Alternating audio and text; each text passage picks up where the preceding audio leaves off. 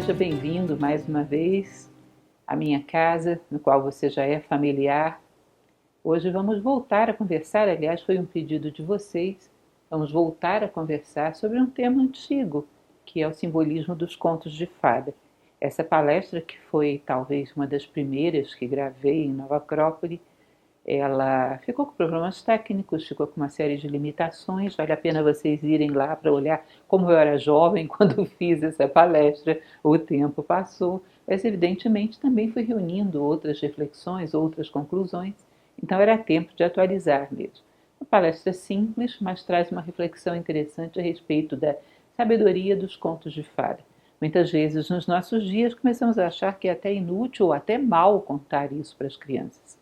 Não só é útil pedagogicamente, muito sadio, como também é bom para os adultos. Aí existe toda uma estrutura, aquilo que Marie-Louise von Franz falava do esqueleto essencial do simbolismo da psique humana, todo um conjunto de símbolos e de estruturas altamente úteis para que num determinado momento, ainda que a gente agora não saiba o que fazer com isso, mas no momento de necessidade a gente possa recorrer a isso e daí tirar alguns referenciais. Então nós vamos contar um pouquinho, mostrar porque é um assunto que é abordado por uma equipe multidisciplinar. Existem muitos especialistas que se voltam sobre o assunto dos contos de fada. A nossa vai ser uma abordagem filosófica, de uma filosofia aplicada da maneira como estudamos em Nova Acrópole. Então não estou aqui querendo eliminar, nem querendo desvalorizar nenhuma outra abordagem. Estou acrescentando apenas o meu trabalho. Então nós vamos começar falando sobre mitos, contos, fábulas. Existe toda uma discussão a respeito disso. Será que as fábulas e os contos de fadas vieram dos mitos ou o contrário? Honestamente, eu não acho uma discussão lá muito relevante. Parece um pouco a história da galinha e do ovo, né? Quem veio antes ou quem veio depois. Eu acho que é um processo que provavelmente as duas respostas estão corretas. O mito, num determinado momento, compila uma quantidade de arquétipos, de ideias muito poderosas e entrelaçadas de uma maneira muito inteligente, conscientemente construído. Enquanto que os contos de fadas são uma diluição dessas ideias, naquilo que Jung chamava de inconsciente coletivo, que afloram aqui e ali. Acredito, sim, que tanto o conto de fada quanto as fábulas tenham sido uma simplificação dos mitos em muitos casos. Falamos sobre isso na minha mítica primeira palestra sobre o assunto, onde eu falava que uma estrutura mítica você pode recortá-la em vários pedacinhos e reconhecer esses pedacinhos como o enredo principal de um sem número de contos. Então, o mito como um todo, no momento histórico onde a humanidade vai perdendo a mentalidade simbólica, Platão já falava disso, eles podem se tornar negativos, eles são complexos, eles desenvolvem uma estrutura de pensamento às vezes muito sofisticada. Agora, eles, cortados e colocados habilmente no seio de vários contos de fadas, ficam muito mais palatáveis, muito mais fáceis de entender.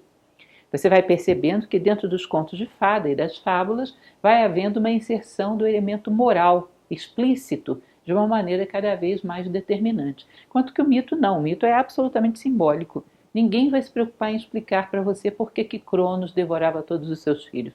Entenda o que você quiser. Na verdade, Cronos não é um deus que devorava criancinhas, Cronos é o tempo. Mas você que vai ter que chegar às suas conclusões.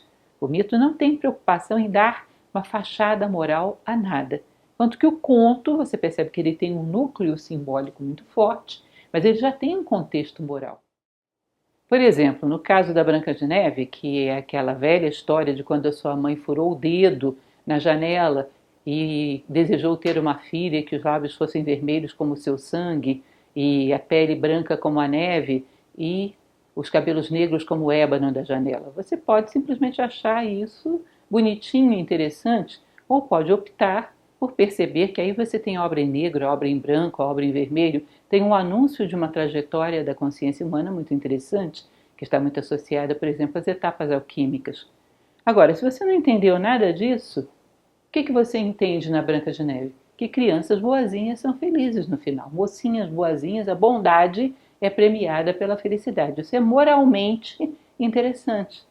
E a face simbólica fica oculta e penetra quem tiver condições de penetrar. E a fábula, que vem um pouco mais para a superfície, ela já não tem muito isso de simbólico. Ela é inteiramente moral. Aquela história da raposa que despreza as uvas porque estão altas demais é simplesmente aquilo mesmo, não tem simbolismo por serem uvas e não outra fruta.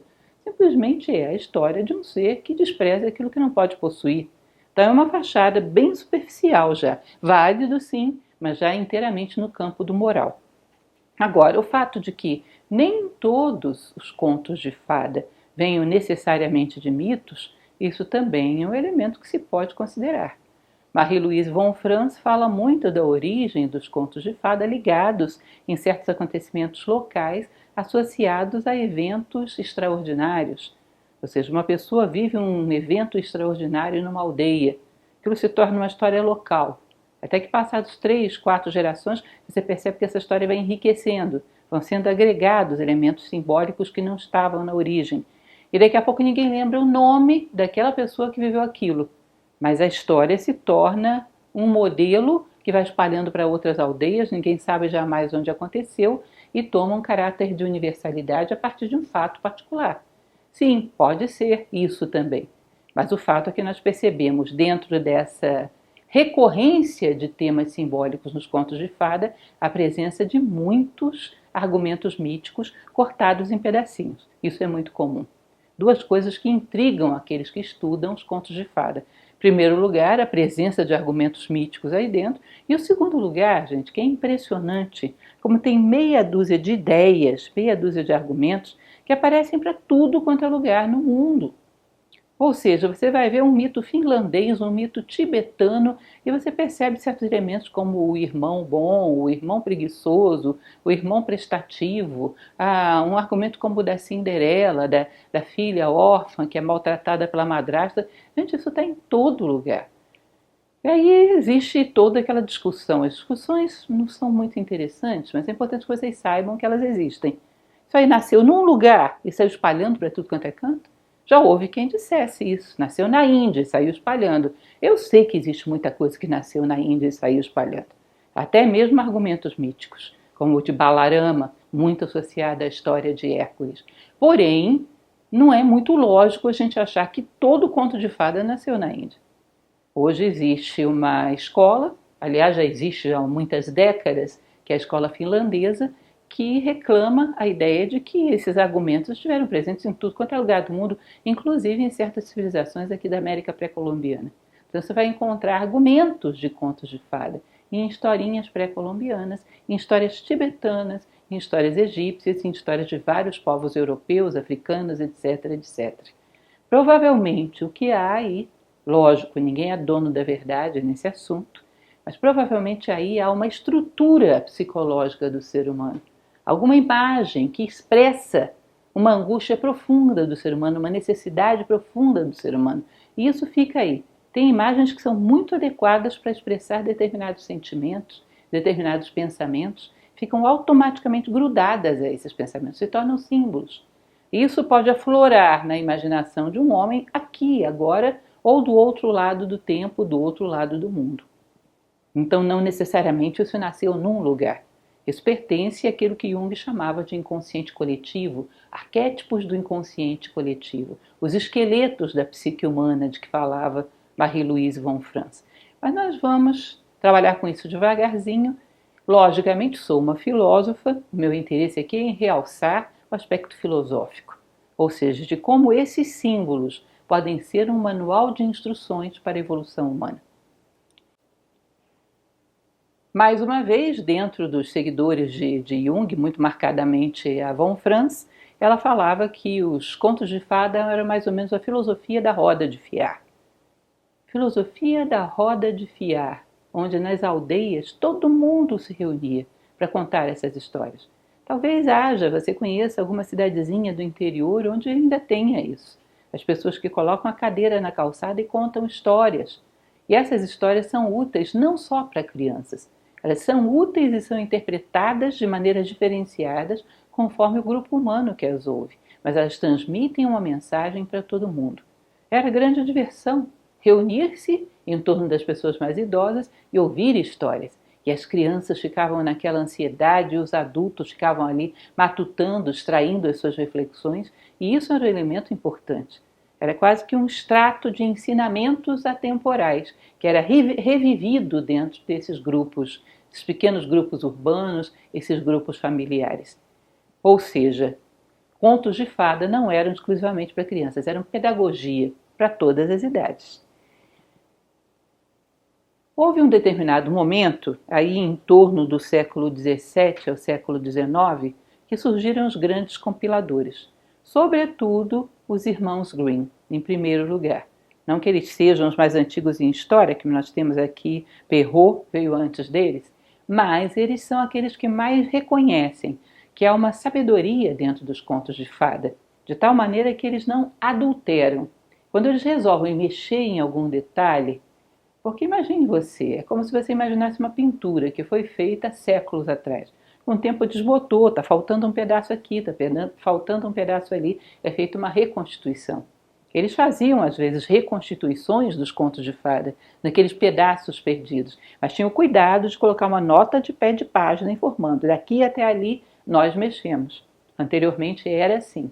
Porque eles partiam de uma coisa que era muito original, é até hoje, mas no seu tempo era rara, que era a ideia de que os contos de fada têm algo de sagrado e não devem sair sendo mexidos sem muito critério, não devem ser adulterados. Então eles eram muito criteriosos. Viajaram por vários locais da Europa, é muito famosa a história que diz que eles encontraram uma velhinha no interior da Alemanha que aceitava contar uma história para eles por dia, enquanto eles tomavam chá com ela. E às custas disso ela teve companhia para meses de chá. E eles pacientemente iam recolhendo essa tradição oral. Essa foi a época dos grandes compiladores. Além deles, nós temos o Perrault, dos contos da Mamãe Gansa, e temos também Hans Christian Andersen. Detalhe é que os outros mexem nas histórias com mais liberdade do que faziam os irmãos Grimm. Isso é importante que a gente considere, isso é sério. Porque quando você mexe com muita liberdade em algo, significa você achar que aquilo não tinha sentido e que você está melhorando. Que isso para os Grimm seria uma profanação, porque aquilo era dotado de sentido e eles tinham cuidado para não quebrar essas estruturas. Você não mexe numa língua que você não fala muito bem, porque daqui a pouco você corre o risco dela não estar significando mais nada. Eu tenho que dominar muito bem uma língua para me aventurar a fazer mudança nas suas estruturas linguísticas. Senão, não. E nós ainda vivemos um pouco esse pecado. Ainda hoje fazemos muitas adulterações na estrutura dos contos originais. Ou fazemos interpretações bizarras. Ou seja, mexemos numa língua que não falamos. Porque hoje somos muito fracos em linguagem simbólica. Não venho me dizer que hoje a tecnologia avançou muito do século XIX até hoje. Sim, a tecnologia, as coisas que o homem constrói. O homem em si, nem tanto. E a visão simbólica da realidade e a capacidade de conhecer profundamente a si próprio, nem tanto. Talvez alguns desses grandes compiladores tivessem mais dessa qualidade, dessa percepção, do que temos hoje, 2, 3 séculos passados.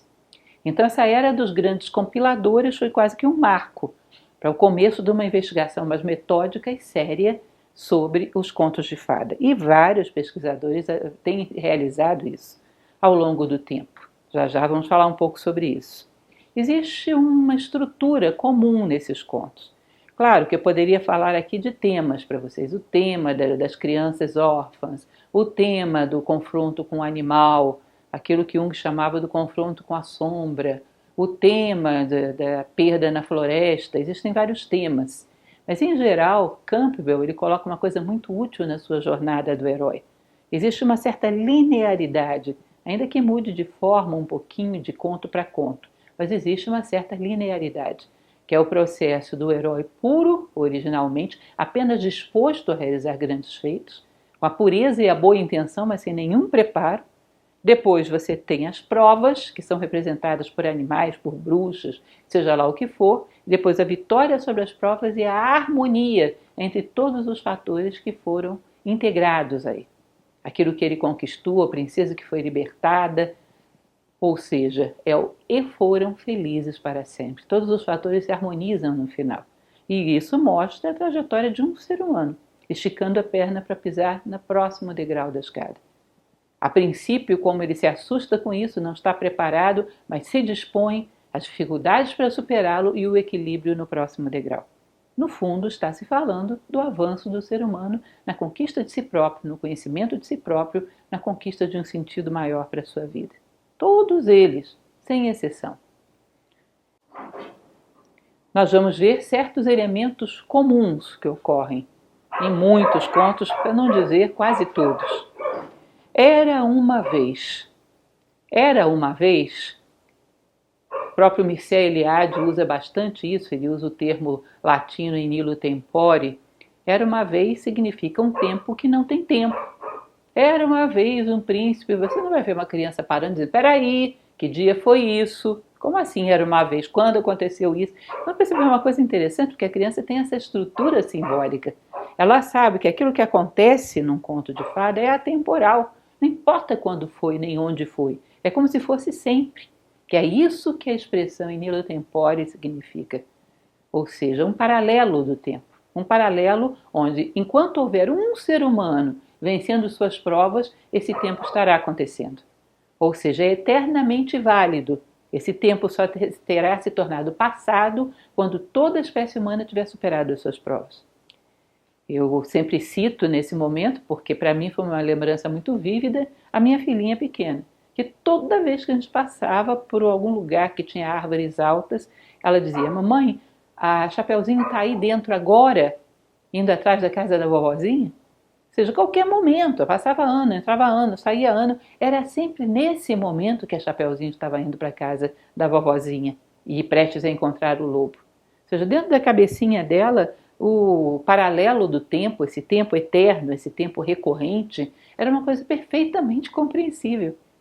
Nós vamos aos poucos, naquilo que nós chamamos de amadurecimento, entre aspas, anulando essa dimensão simbólica do ser humano, essa dimensão imaginativa, onde de repente esse tempo paralelo, eterno, que não vence nunca, para de ter sentido. Era uma vez, que dia, quando, onde, como é que foi? Isso não tem sentido dentro de um conto de fada. É sempre. Quanto o último ser humano não tiver superado a prova do último lobo mau, vai ser sempre agora a história da Chapeuzinho Vermelho. Um eterno presente.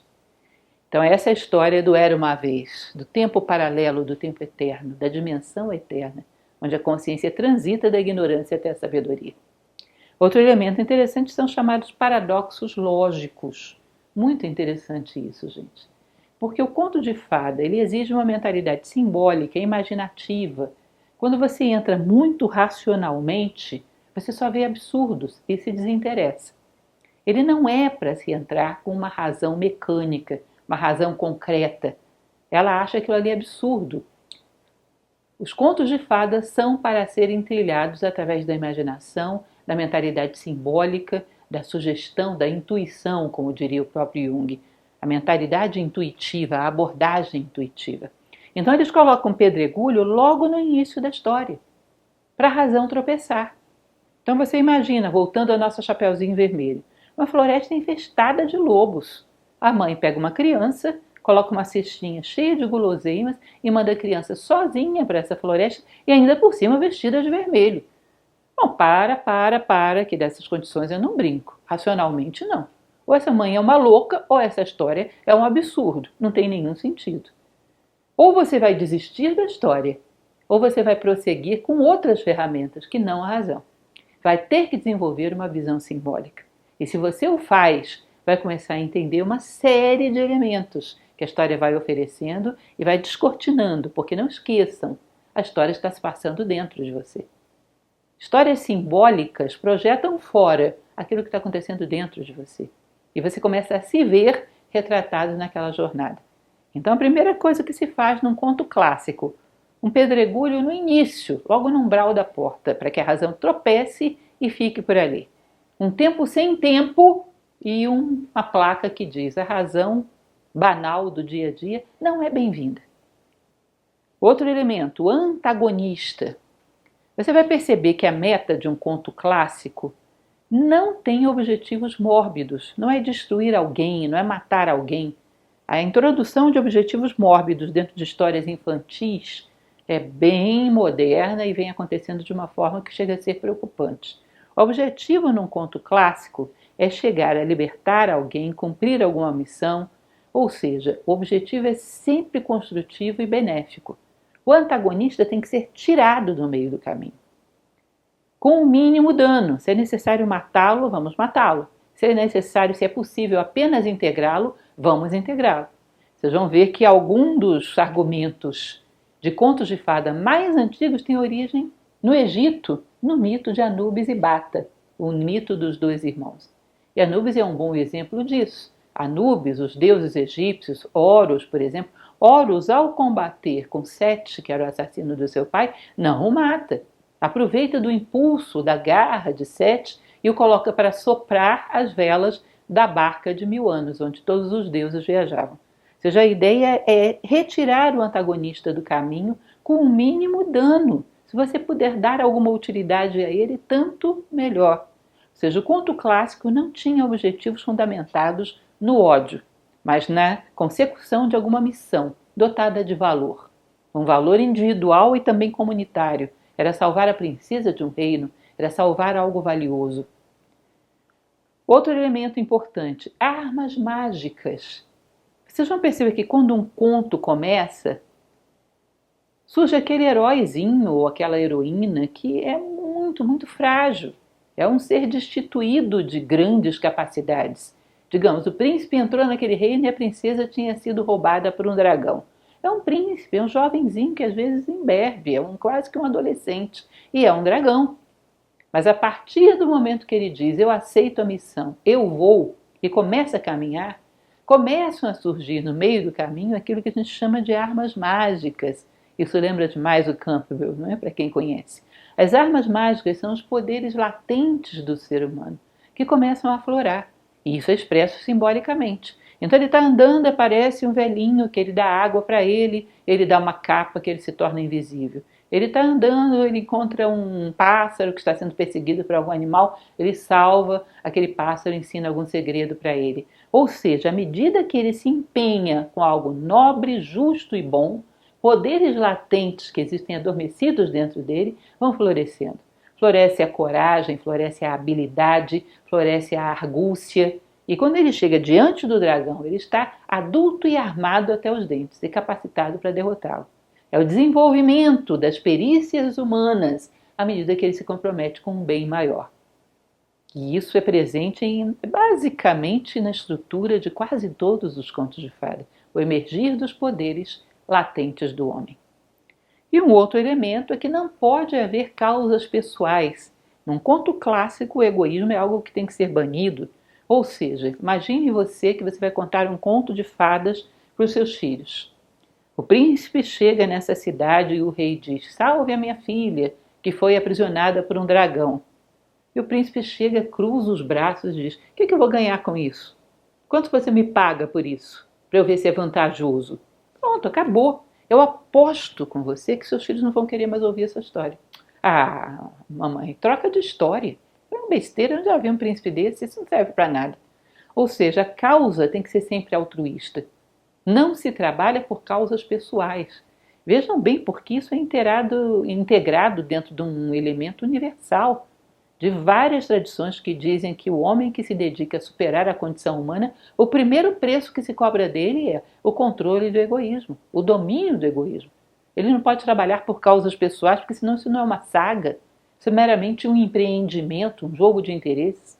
A saga heróica, em pequena dimensão no conto, em grande dimensão no mito, a saga heróica exige despreendimento e altruísmo logo no seu umbral inicial. Senão não é a saga. Nós percebemos claramente que aquilo não se trata de um herói à altura, qualquer criança o percebe e perde o interesse pela história. Então esses elementos dão um toque mágico à história.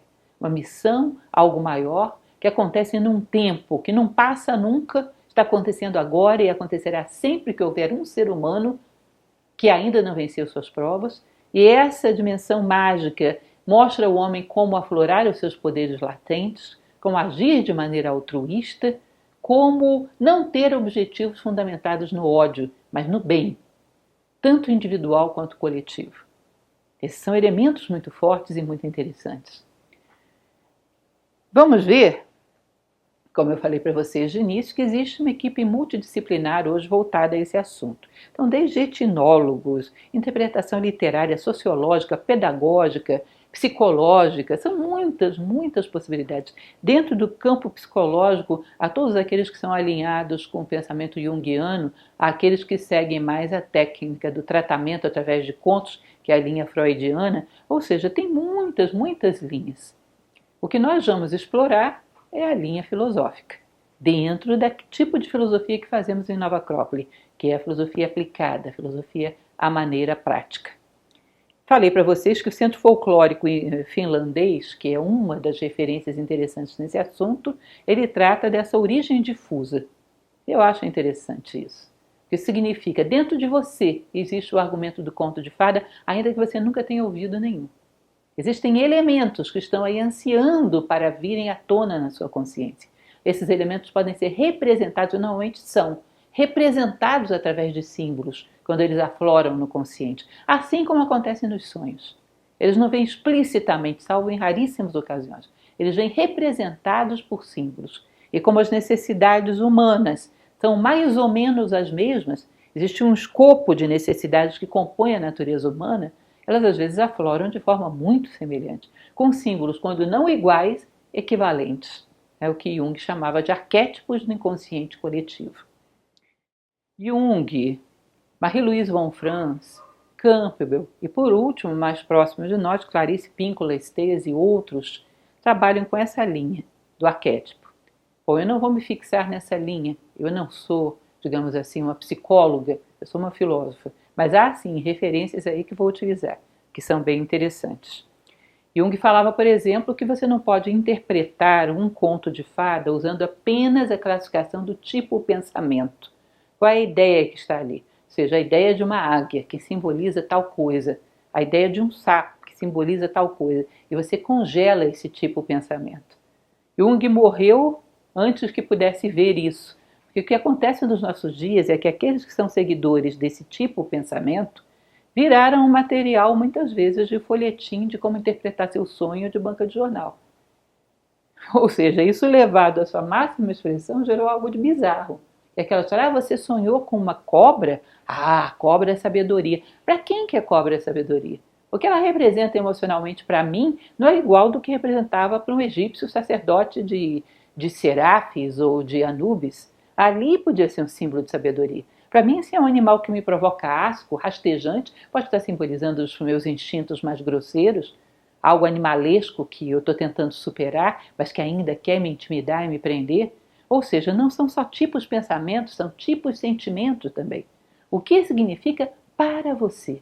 E isso faz com que os símbolos se diferenciem. Não dá para você fazer um manualzinho sempre que tal símbolo surge significa tal coisa para quê e para quem, quando, como. Você vai ver que pessoas às vezes gostam de um conto de fada, cada uma delas por uma razão diferente. E existe ainda a característica, que já vi acontecer várias vezes, de haver uma preferência por um conto. Quantas pessoas já me disseram, esse é o meu predileto. E eu fico tentando entender, dentro do histórico daquela pessoa, dentro da vida psicológica dela, dentro dos seus ideais, da sua vida filosófica, o que aquele conto de fada tem de tão especial. E o quanto dele ela já trouxe para o campo consciente. Eu, particularmente, a minha infância e adolescência, não havia nada superior à princesa e às ervilhas. Aquelas 7 colchões com aquelas ervilhas lá embaixo, aquilo era qualquer coisa de enigmático, mas eu sabia que tinha alguma coisa a me dizer. Hoje eu entendo uma parte disso. Provavelmente ainda vou procurar as ervilhas da princesa para a minha vida fora. Mas esse conto era especial para mim, com certeza. Então não é simplesmente tipo pensamento, as coisas não são tão quadradinhas assim. Cada ser humano, através da sua afetividade, de todo o conjunto de emoções que o envolvem, aquele conto adquire um significado especial para ele. Então a coisa não é tão simples assim. Mergulhar na estrutura de um conto significa mergulhar também na psique daquela pessoa que de alguma maneira se identifica com ele e o recria na sua vida. Assim como os mitos, os contos são recriados na vida de cada pessoa. Eu trouxe para vocês uma imagem. Vocês vão ver que muitas vezes falamos desse conceito de arquétipo junguiano, de modelo, de plano das ideias platônico, que é mais adequado para um filósofo, e não entendemos muito bem, isso parece uma abstração. Então eu trouxe para vocês uma imagem que ela é bastante simbólica, uma semente rompendo a sua casca e lançando seus primeiros ramos de vida. Olhem bem para isso. Apreciem.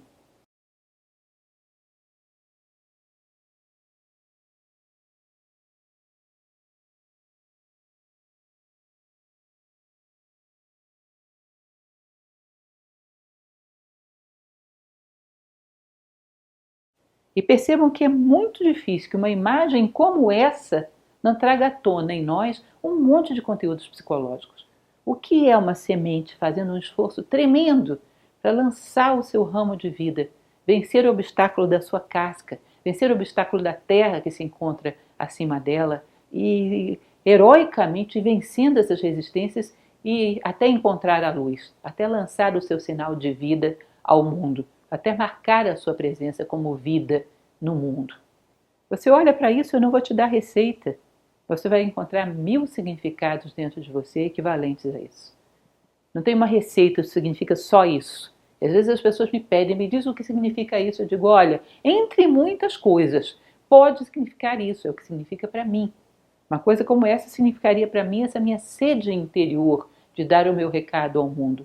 O que significa para você? Um sentimento que foi reprimido? Uma incapacidade de realizar os seus sonhos?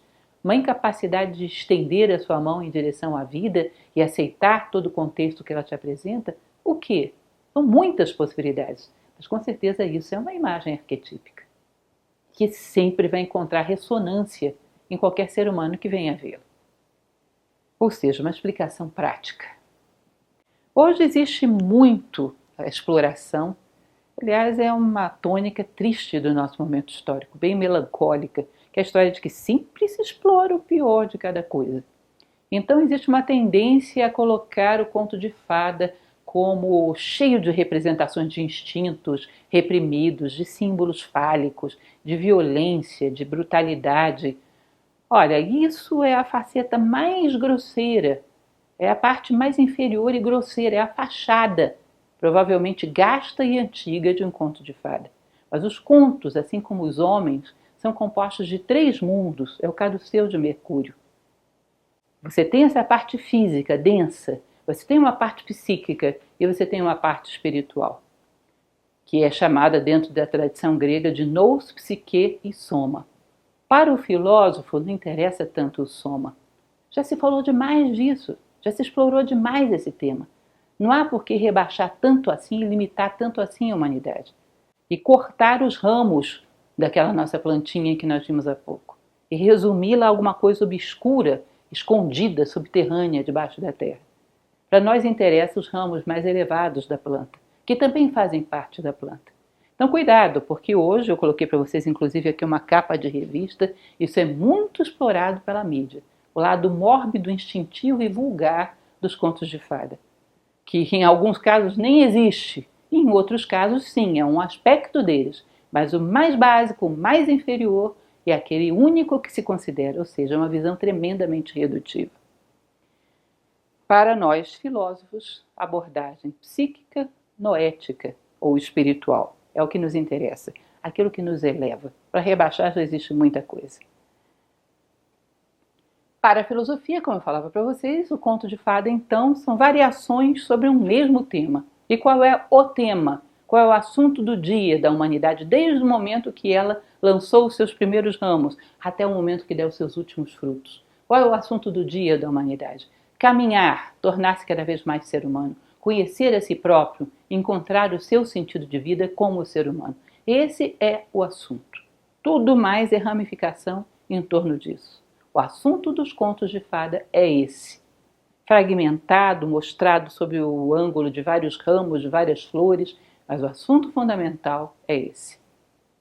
Como no mito, o conto de fada, em geral, representa dentro de si, nas suas imagens, todos os elementos internos seus.